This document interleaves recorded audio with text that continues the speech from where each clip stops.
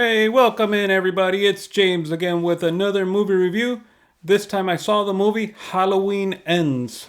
Halloween Ends is streaming on Peacock, or you could go watch it in theaters, depending if there's Peacock in your location or not.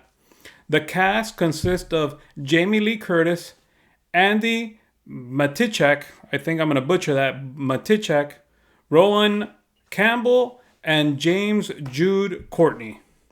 The director is David Gordon Green. He's done the other movies in the trilogy Halloween and Halloween Kills. This movie takes place in present day, years after the aftermath that was left behind by Michael Myers in 2018. The saga between Michael Myers and Laurie Strode comes to a climax in the final confrontation between the both of them in this trilogy.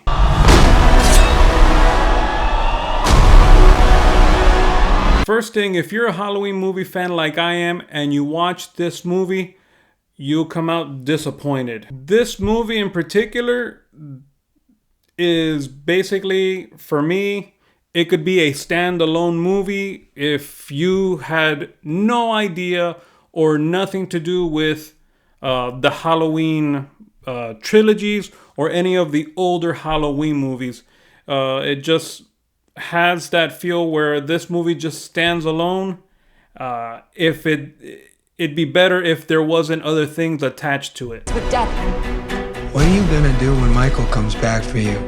Because he is coming. So then what happens is that if you watch the trilogy from 2018 and then the other one in 2021, this movie comes out and then it basically you don't I didn't understand what was the point of this movie or why it was made, or it just didn't make sense to me.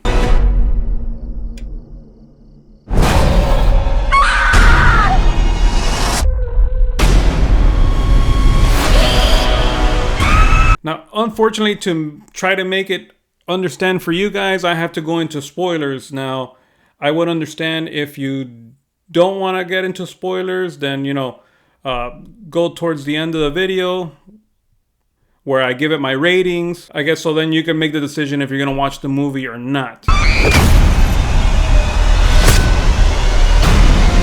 So obviously, like I said, you have to watch the first two Halloweens, the one that was in 2018 and which is the regular Halloween, and then the other Halloween Kills in 2021. Basically, both of those movies take place one right after the other.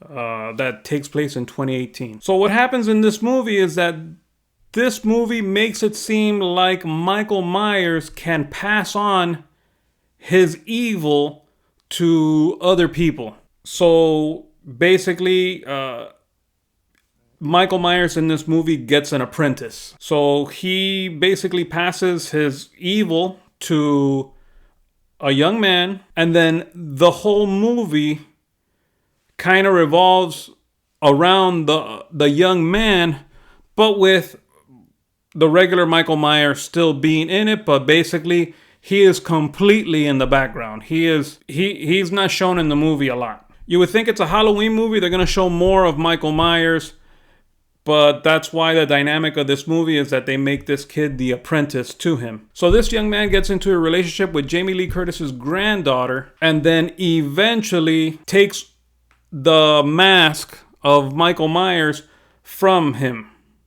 Then he goes on his own rampage. But then at the end, what I didn't understand is that the apprentice comes face to face with Jamie Lee Curtis. He basically, to win, I guess, his daughter, the granddaughter, he stabs himself, and then Michael Myers actually comes and kills him. Those are the dynamics of the movie that I really didn't understand. So my whole thing is, like, if he stabs himself for the granddaughter, or to make Jamie Lee Curtis look bad for the granddaughter, then why make an apprentice in this movie? Why make this guy try to don the mask and then he is basically done away with easily?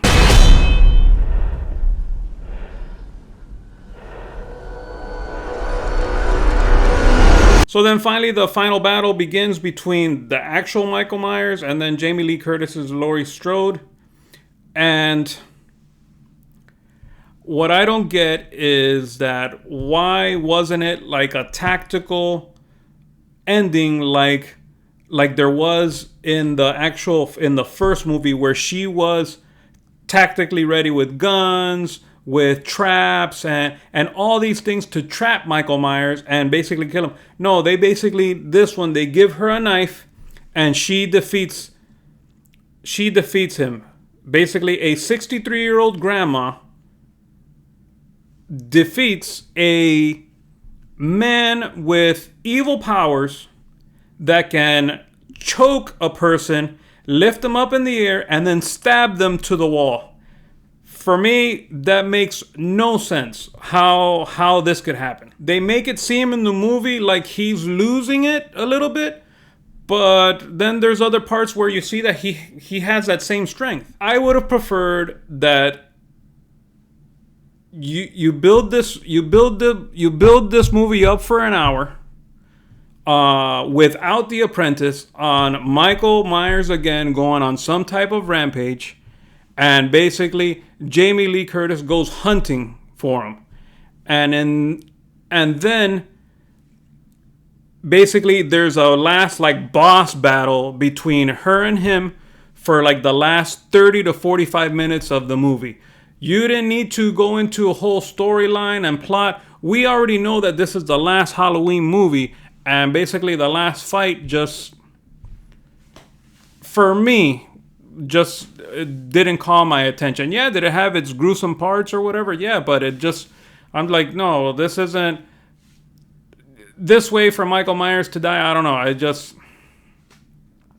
didn't like it. Now, I would still tell people to go watch it. You know, if you're a fan, go watch it, finish it. Don't go away from it. Watch it, but I would tell you to watch it in Peacock, stream it. Don't go to the theaters for it. I don't think it's worth going to pay. If you have Xfinity, Peacock is included in Xfinity, and just go that way. You came here to kill me, so do it. Now, on to the ratings. As you can see here, IMDb has this one at a 5.3. You know what? I kind of agree with this. It's a middle-of-the-road movie, maybe a little bit less. It's okay. It's not great. It's not good. It's just an average movie that you want to see what happens in the end to Michael Myers. That's how I took it in. Would I watch it again? Probably not. But yeah, if you've watched this trilogy, you need to watch this one too to see how it ends. Now on to Rotten Tomatoes. Rotten Tomatoes, the critics give this one a 42%, and the audience is giving this a 58%. Like I said, a middle-of-the-road movie. Watch it in Peacock. If you've seen the other three movies, as a standalone movie, it's not that bad, but that's if you haven't watched any of the Halloweens. If you watch the other Halloween movies, I think you'll be disappointed. Again, guys, don't forget to hit that like button. Leave a comment. Let me know what you think, if you've seen the movie or not. If you liked it, if you didn't like it. Don't forget to subscribe. Thanks for watching, and God bless.